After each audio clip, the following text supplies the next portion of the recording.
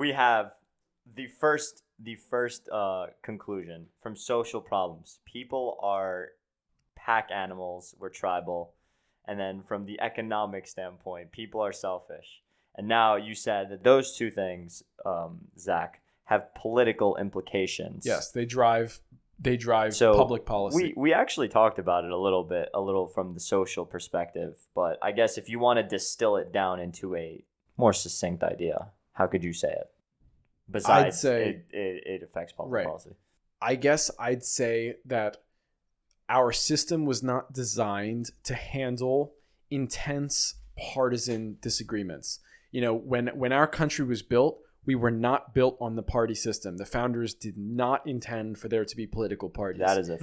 No, Yes. George Washington, I think he said we should not have two parties because in the Right. future Yeah. Right. there will lead to just Right. division and people Right. would be competing rather than working Right. together.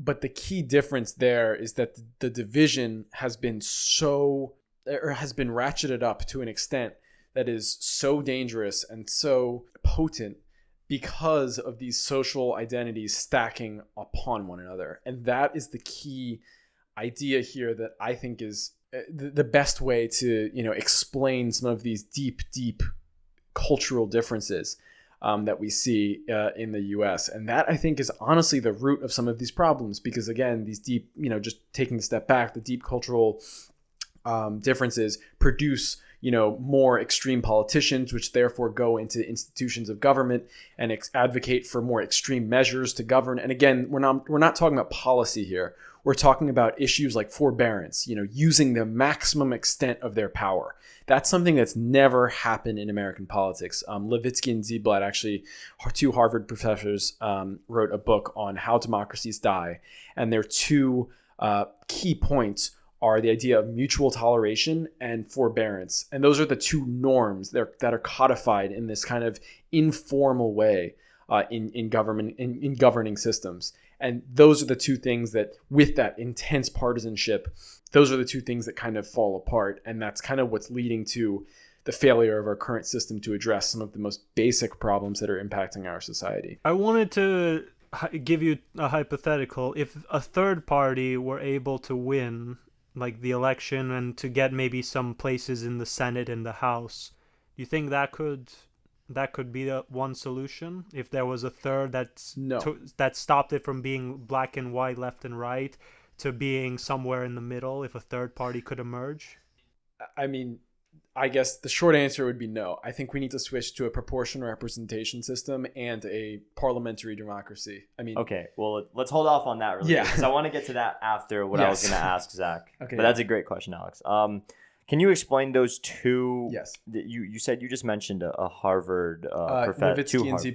Ziblatt, the mutual toleration and forbearance. Mutual toleration and forbearance. Can you explain that a little more? Yeah, I mean, I don't want to sound too lectury, so let me know if No, please. This I'm is off- always a yeah. student. No, Alex no. As well. Yeah, no, I mean, these are things that I think are really interesting in explaining this situation in a deeper level and how this partisan disagreement really wreaks havoc on government.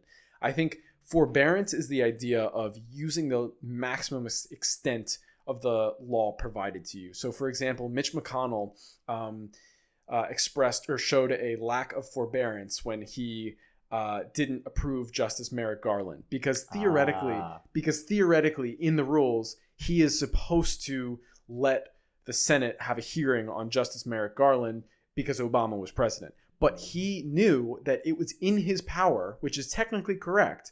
It is in his power to not hold the hearing. And that is something that's just very different, because it's basically having one side using their political parties or political powers to the maximum extent. This can be also the same thing on another partisan level. Can be shown how Democrats used impeachment to go after Trump. They're using the maximum extent of their political allotted power, and that's dangerous. I mean, if you think about from a macro perspective, that is a dangerous system to have both parties wielding the maximum institutional force against one another.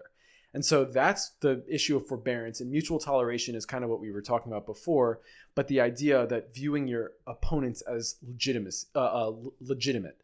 And that is, again, a key component of this that's been breaking down due to these social conditions. I'm confused about this, actually. So Yeah. how is it that if we, given our current system, Yeah. the one that was built on there being no parties at all, there has to be just a idea of everyone votes for what they think is right, and there is no left or right, Democrat, Republican. Right. How is the idea of mutual toleration an end to that, if that's what it was founded on? What do you mean an end to that? Well, you said that the book that Right. was written is How Democracies Die. So mutual toleration and forbearance are the two things that they say are what caused democracy to die. No, they're what lost. No, mutual. Losing them caused They're these. Right. Right. Okay. These are the informal norms. Just to be clear, these are the informal norms that are present in democratic systems that kind of hold, that are the glue. How I think of it is like the glue that holds everything together. And if you start melting that glue and kind of letting that glue come out, that is the key norms that this democracy functions. And much of our democracy now is actually not written in the Constitution. Much of our democracy now is about these informal, kind of amorphous norms that affect the way that we interact with each other. Okay, on now I institutional follow. level. That's a not a hot take, but that is definitely It's true. thought-provoking. Yeah. But like, the problem is this has been a problem that's been growing. This isn't like we woke up yesterday and it happened. Ever since the Yes. second president, like George Washington officially is the only one that didn't have a party. Ever since the second one, there's been two parties fighting for power. And it's only, like you said, in the Well, last not 60 years, it's necessarily. only been like that times a million. And it's only been getting worse and worse. Well, not necessarily. See, that's what's interesting, though. So the two parties fighting for power has actually really been only a relatively new phenomenon. If you look at, like, for example, I used this before, but the 1950s and 1960s were a time when there was actually there was high conflict, but relatively low institutional conflict. And the reason for that was actually because, and again, I'm taking a lot of the ideas from Klein's book on polarization, but a lot of the idea behind that was there were four different wings. There was a conservative, economic, and social wing, or conservative economic, and then liberal social, and then liberal social and conservative economic, and then the other reordering of that pair. So there were these four wings to both parties, and that kind of acted as a moderating force, because you looked at the other party and you said, oh wow, like I see that person over there that agrees with me and is in the other party, but then I disagree with him on another issue, but generally we're closer than we are to the extreme of our own party. Now that's not necessarily happening because of that ideological sorting. So this is all kind of like a puzzle piece, that now what's happening is that instead of those four different ideological parties, we've kind of siphoned off into two. And we've kind of picked our own side, I guess, whichever one was more politically salient. In the case of, for example, the Dixiecrats in the South, who were pro-segregation and pro-New Deal, they decided that their sociocultural values of, generally more conservative racial views were actually more important than their economic views, and they adopted this more conservative rhetoric, and now they call themselves conservatives. But again, a lot of those people were economic liberals in the 1930s. So it's interesting to see how that shift now is playing out in our downstream.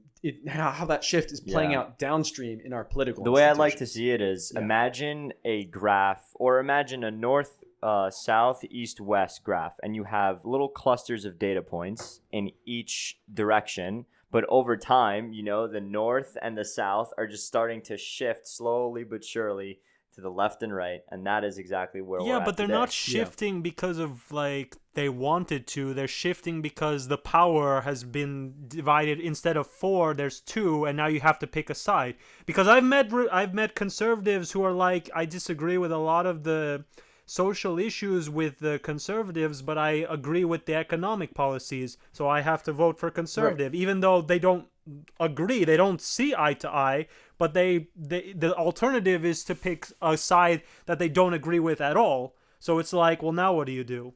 And the same with the Democrats. There are Democrats who are like, I agree under with that example, they would agree with the what? other side.